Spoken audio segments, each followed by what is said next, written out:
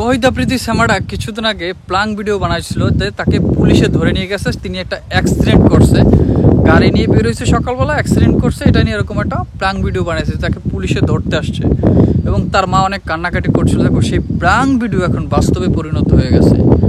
সে মজার ছলে ভিডিও করছে এবং সেটা এখন বাস্তবে হয়ে গেছে।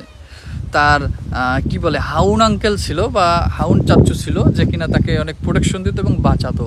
এবং অন্যায়ভাবে তার বিরুদ্ধে যদি কেউ কোনো রকমের ভিডিও তৈরি করতো, সে মানে থানায় নিয়ে পুলিশের মাধ্যমে অনেক টর্চার করতো ছেলেফেলে সোশ্যাল মিডিয়ায় যারা ইনফ্লুয়েন্সার ছিল, যাদের তার ভালো লাগতো না। এবং এখন বর্তমানে বিচার অবশ্যই হয়েছে, একটু দেরিতে হলেও বিচার হয়েছে।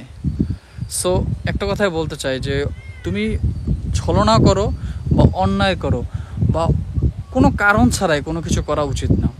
এখানে এই যে তহিদ আফ্রিদির ছেলেটা, ও প্রাং ভিডিও করতো, দেখছো বাস্তবে রূপ হয়ে গেছে। এমন কোনো প্রাং ভিডিও করা উচিত না যেটা পরবর্তীকালে বাস্তব রূপ ধারণ করে।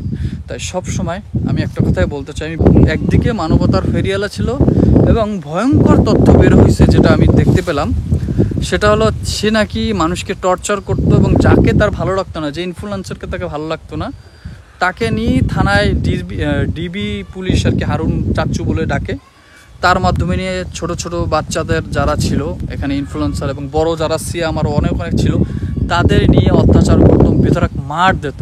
তো এর জন্য বলে যে কখনো উপরওয়ালার ছাড় দেয়, ছেড়ে দেয় না, এবং তার বিচার অবশ্যই হচ্ছে, দেখতে পাচ্ছ। এরপরও কিন্তু তার অ্যাটিটিউড কমে না, দেখবা গাড়ির ভিতরে বসে তার অ্যাটিটিউড। তো ভিডিওটা বড় করতে চায় না, যতটুকু পারছি দেখে খারাপ লাগছে বিদায় আপনাদের সাথে শেয়ার করলাম। ভালো লাগলে অবশ্যই চ্যানেলটা সাবস্ক্রাইব করুন। দেখা হবে নেক্সট কোনো ভিডিওতে।